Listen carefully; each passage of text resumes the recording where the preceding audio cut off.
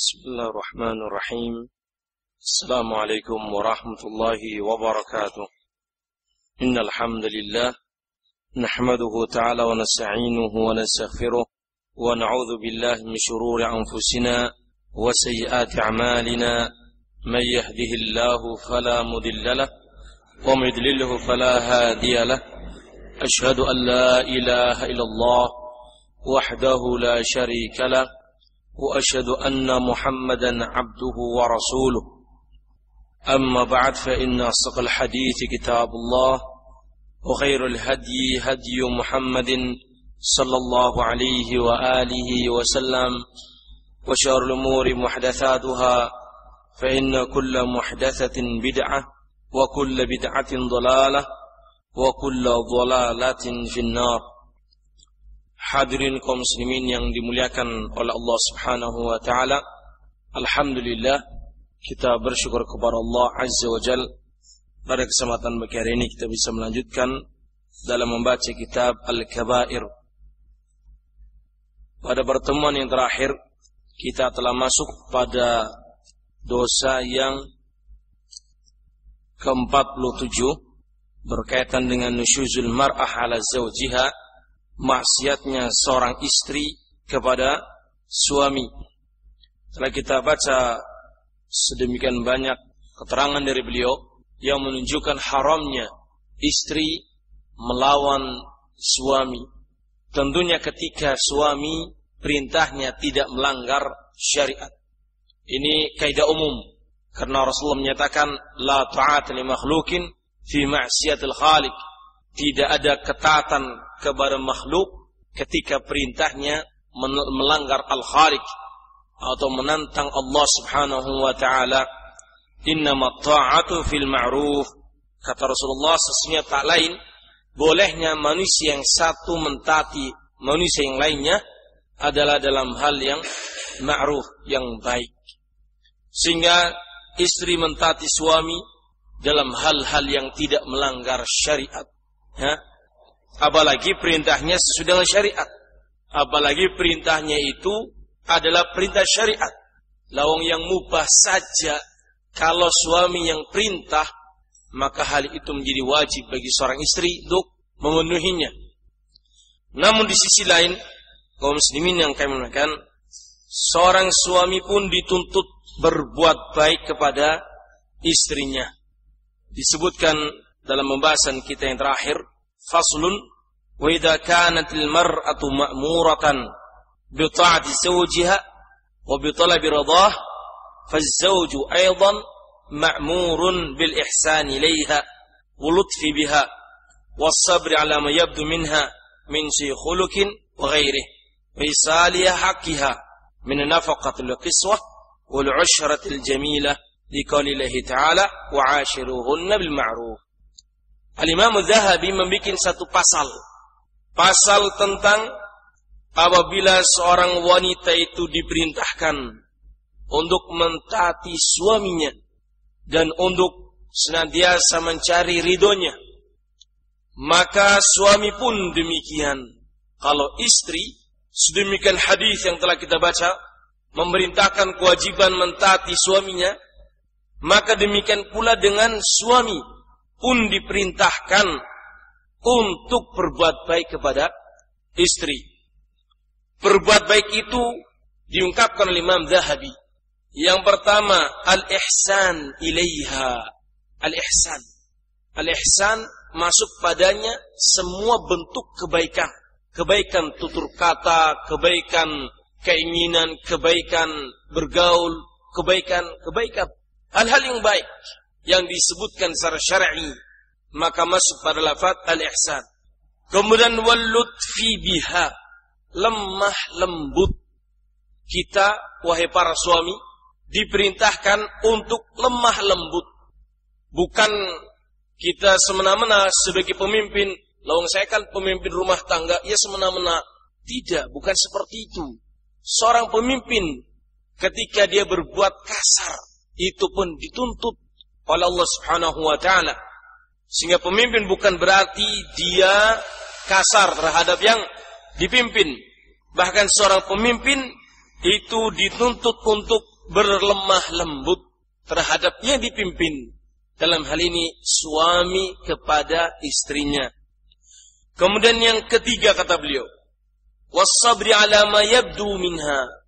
Seorang suami hendaknya dia bersabar terhadap hal-hal yang muncul dari istrinya. Misal min su'i khuluqin, jeleknya tingkah laku umpamanya.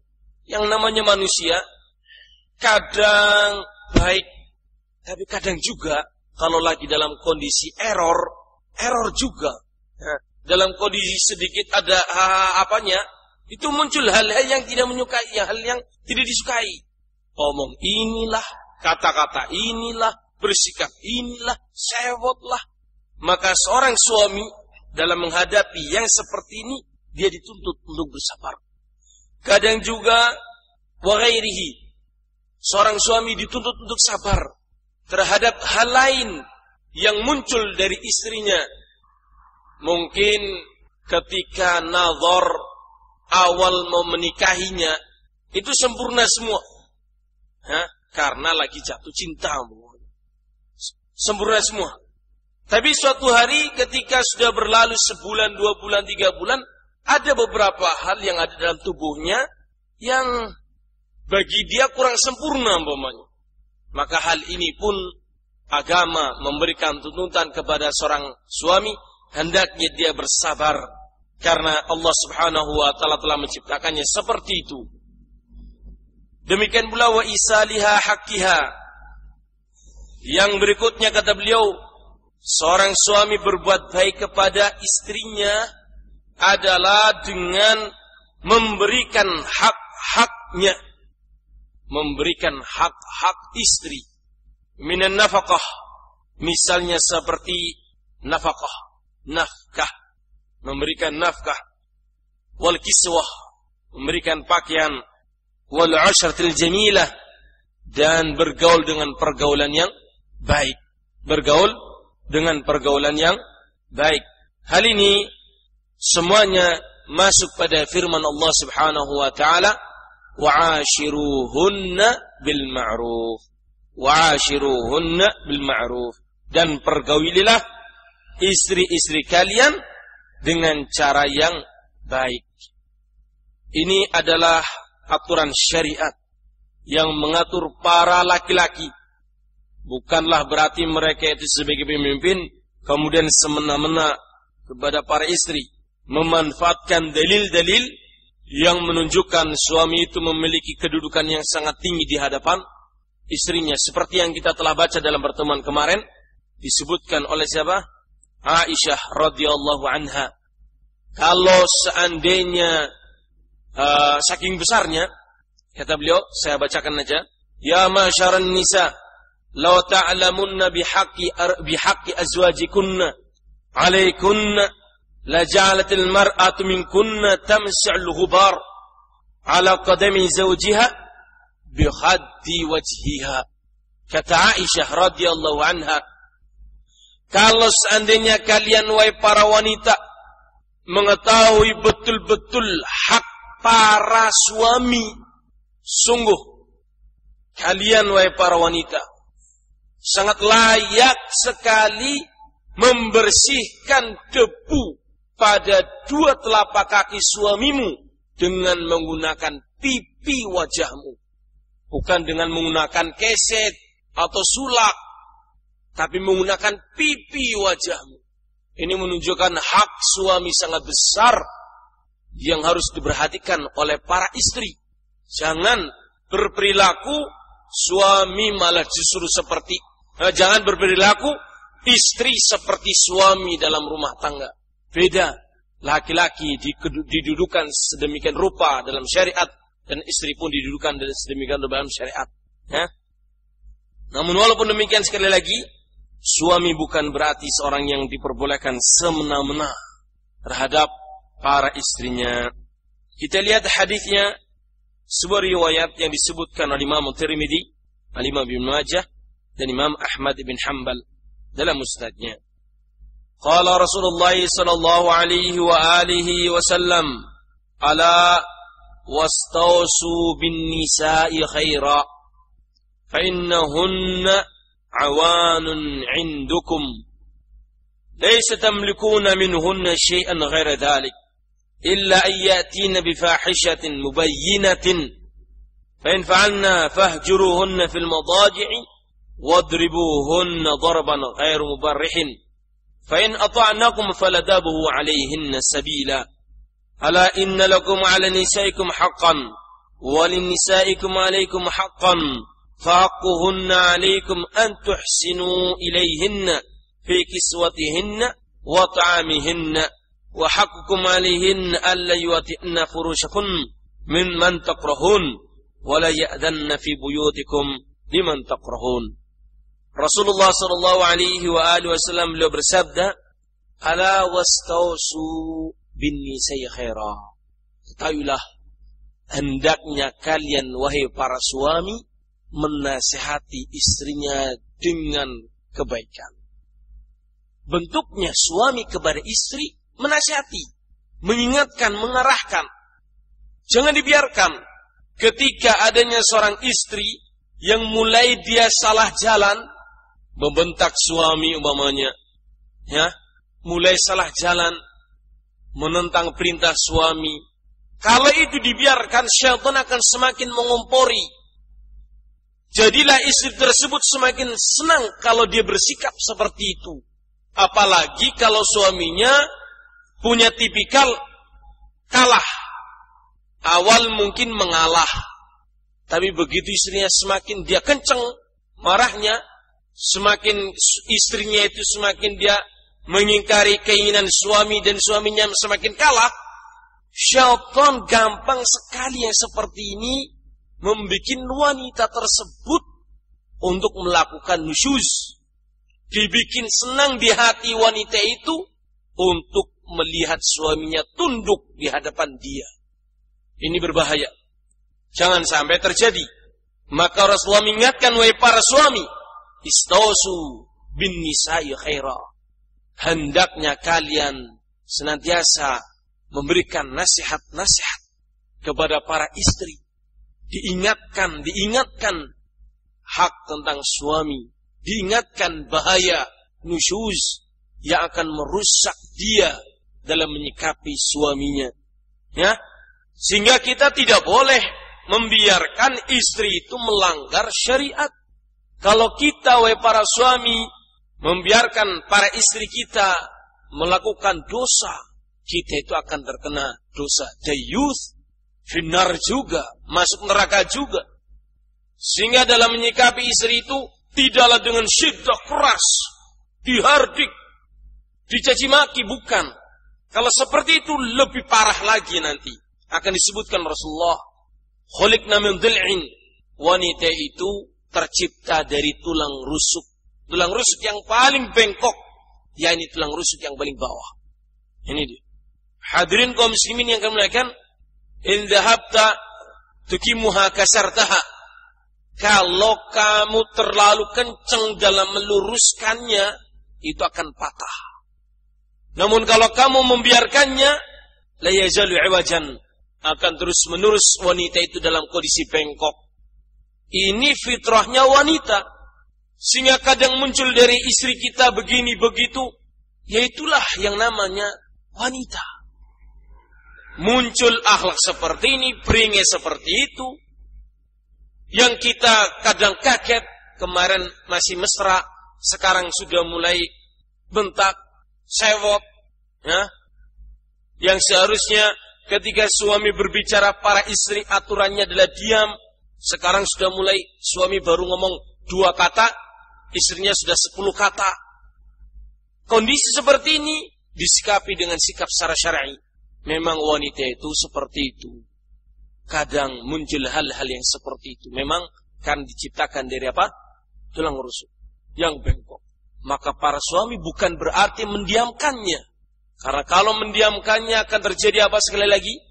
Dia akan semakin nikmat dengan hal itu. Semakin enjoy dia. Semakin gemar melakukannya. Karena dia telah berhasil menundukkan suaminya. Ya? Jangan dibiarkan. Bahkan Rasul mengatakan, istausu bin nisa'i khaira. Hendaknya kalian senantiasa menasihati dan mewasiati para wanita itu dengan kebaikan-kebaikan. Fa innahunna iwanun 'indakum. Karena sesungguhnya para wanita itu adalah awanun, yakni asiratun. Awanun artinya asiratun, tawanan. Para wanita atau istri itu adalah tawanannya suami. Namun tidak berarti memberikan pengertian tawanan seperti di zaman Romusa, zaman dulu kala, bukan. Ya, tapi yang dimaksudkan dengannya para istri itu adalah di bawah kendali suami. Sebagaimana tawanan di bawah kendali para penguasa. Ini kondisinya seperti itu. Ya, sehingga kalau suami sudah benar mengatur, istri kok tidak terima, disitulah haknya suami, bahkan dituntut suami untuk meluruskan istrinya. Laisa tamlikuna minhunna syai'an ghaira dzalik. Kalian wahai para suami tidak memiliki kekuasaan selain itu, yakni selain penguasa kepada tawanannya. Illa, kecuali jikalau para istri itu melakukan sebuah kemaksiatan yang nyata. Sehingga kalau dalam kondisi baik-baik saja, maka istri itu disikapi dengan yang baik sekali. Apakah ada dalilnya? Akan kita baca nanti. Khairukum li ahli. Sebaik-baik kalian adalah orang yang terbaik dalam menyikapi istrinya.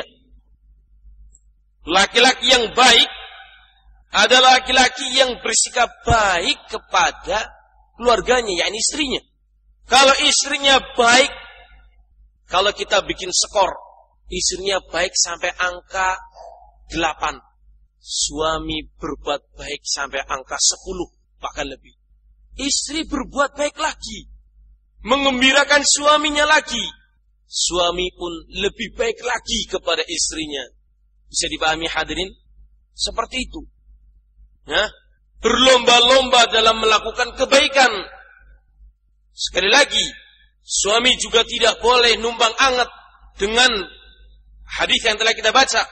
Istri sudah capek merawat anak, ini itu, suaminya tetap nuntut yang lebih, yang sekiranya istri kerepotan yang luar biasa. Ini bukan yang terbaik. Ini dia. Ini bukan yang terbaik. Lihat situasi istri, sudah berbuat baik, Masya Allah. Rumah terawat, pakaian rapi, anak sudah pada makan. Suami pun hendaknya berbuat baik lebih dari istrinya. Kecuali kalau para istri itu melakukan sebuah dosa yang jelas. Dosa misalnya menentang suami. Mulai muncul gelagat yang seperti itu. Maka kita telewati satu ayat dalam awal pembahasan kitab ini. Yakni dalam surat apa? An-Nisa ayat yang ke-34.